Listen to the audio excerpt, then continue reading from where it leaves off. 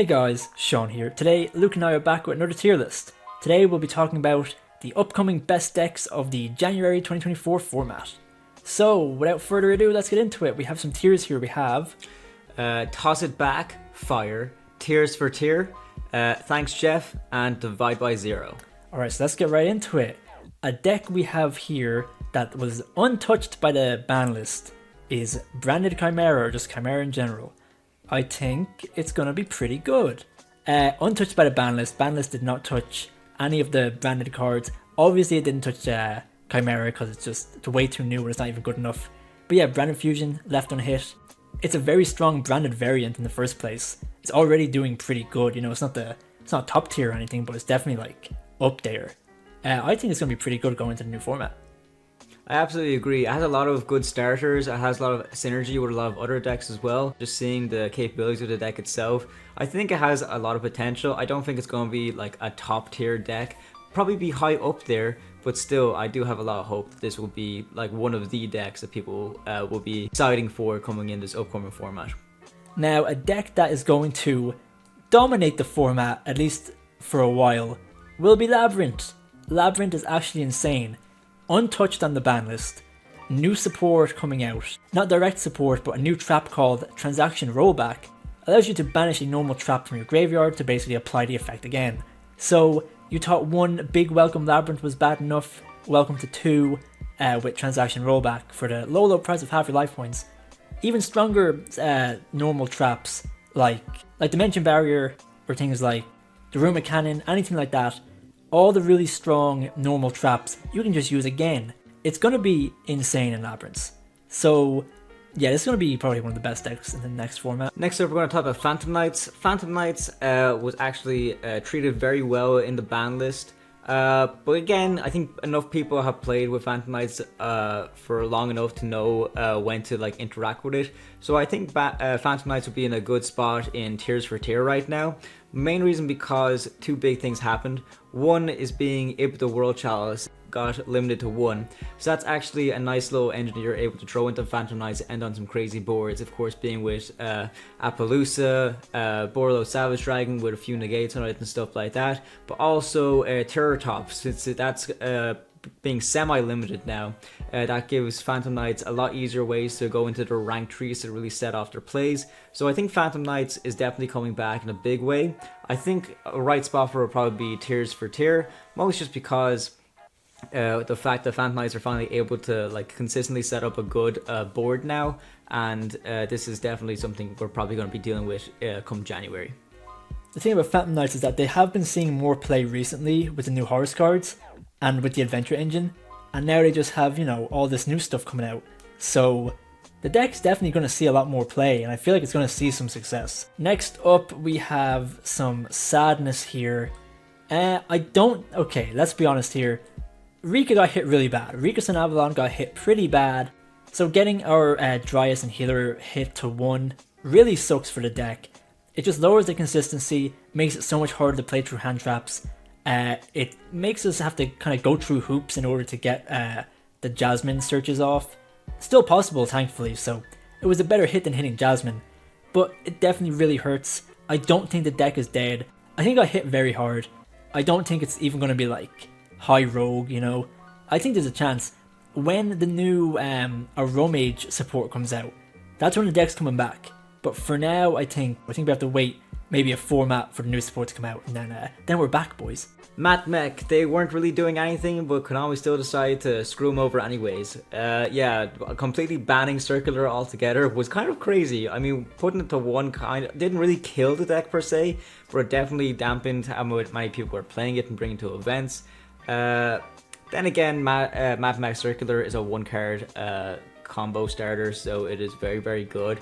I'm not going to cry a river that it's banned now. But yeah, it just seemed unnecessary to completely wipe out the deck altogether. So I think Mathmech going forward, probably not going to be seeing a lot of play. Definitely deserves to be in Divide by Zero. But I understand because it really limits how Konami can make future Cyber support. Just because this is like, I know it's a Mathmech card, but it's very generic Cyber support. So banning it makes it so that they can actually keep making Cyber support. But yeah, rip Map Mech, you will not be missed. We have Rescue Ace next. I still think this is going to be a pretty strong deck. Absolutely. Rescue Ace, it was hit a little bit. Only Wonder cards went to 1. But I still think that Rescue Ace is still going to see a lot of play in the future. I think it's just a really strong deck overall. There's a lot of really cool things about it, like just completely setting 4 is just an absolutely crazy thing to do.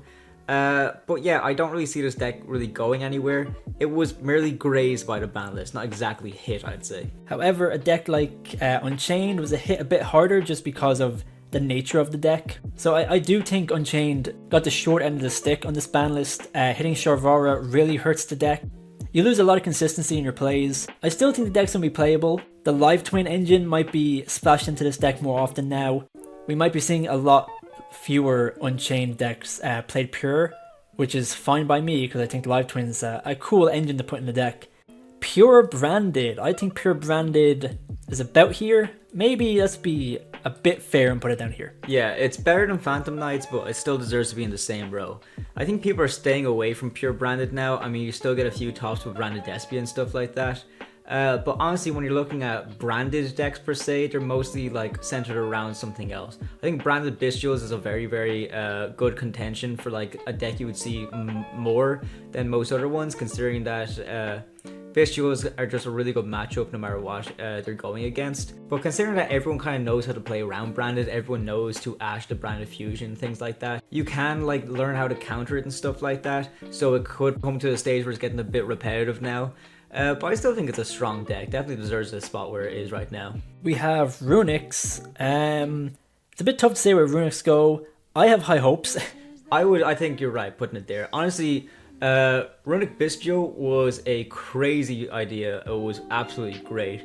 So that's the only reason why Runic is going up there. If we were talking about pure Runics right now, I think it would be going down a lot lower, just considering that all the floodgates were hit during this ban list. A lot of them were limited to 1, whereas if you were playing pure Runic, you were actually like main decking at least 3 copies each of all of your floodgates in order to kind of like mill out your opponents. So I think that Runic is going to be very high, but not pure. Runic will be up there with Runic Bistio. I think there might even be an argument for Runic Horus. But, you know, it's one of these things that it won't survive on its own. But definitely when it's splashed into other things, you're going to see a lot of Runic in the future. We have the return of Orcust. Okay. Yeah. Honestly, I put Rika's up next to Phantom Knights. Yeah.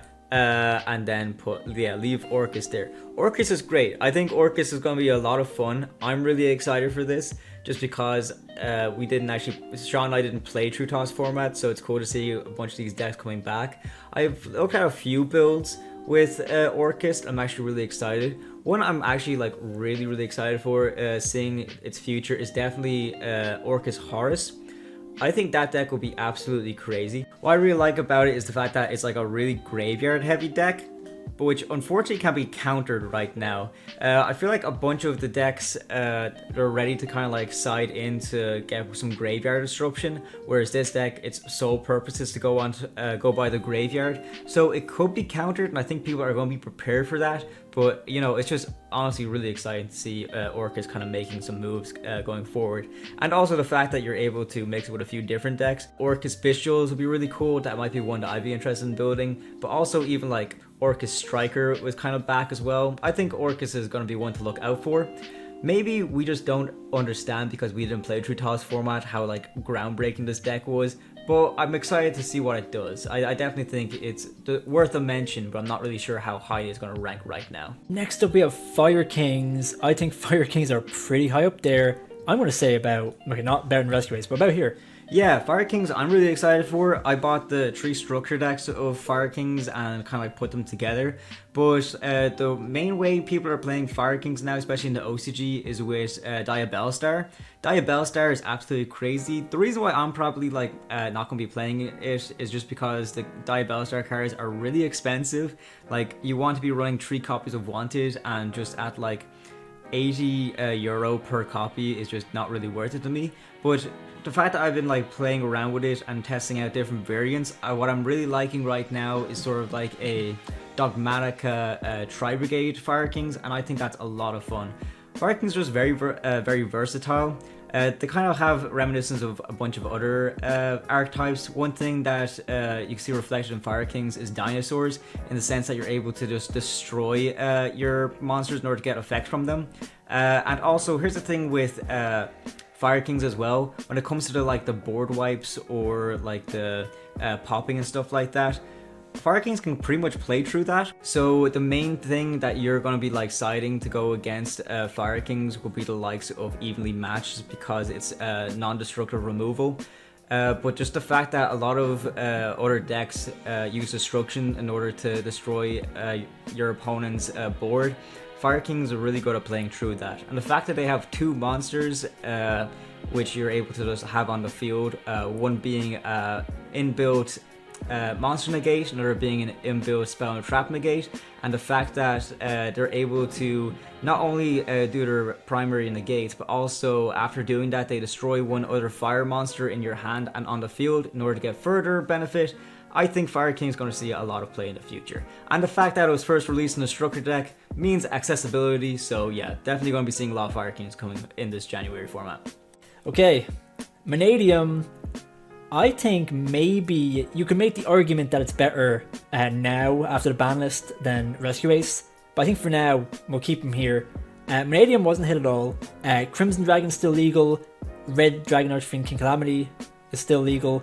The deck really wasn't touched at all, so yeah, just wombo combo deck that ends on, either a board full of negates or a whole turn skip basically.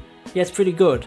We're going to be seeing a lot of Droll coming up, I guess, if this is going to be a meta deck, because Droll is like your only way to counter this deck. Yeah, expect to see this deck a lot in the upcoming format. Do not expect to see Infernobles. Thanks, Jeff. Got a Sol Day banned because of your basic Zodia deck, and now we can't play Infernobles anymore. Very sad.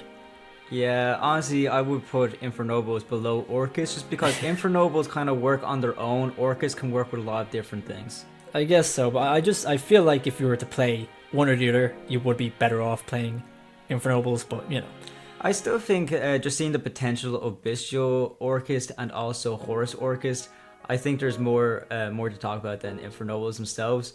Infernobles, they're not dead per se, but they were critically hit. Like, it was really, really damaging. And not just for Infernobles themselves, a lot of people took advantage of Isolde.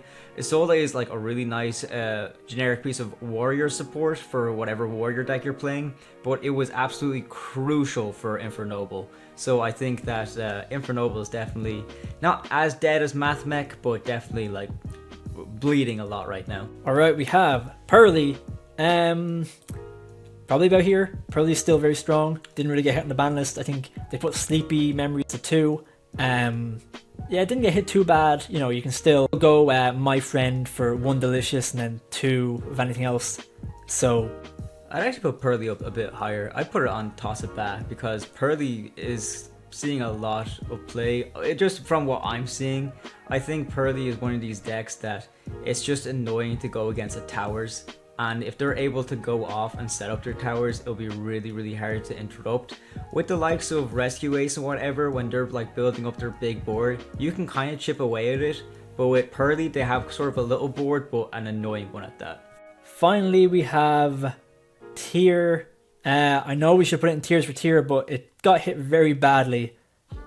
It's not unplayable, but like, it's just been hit so badly at this point that it's just gonna be very hard to play.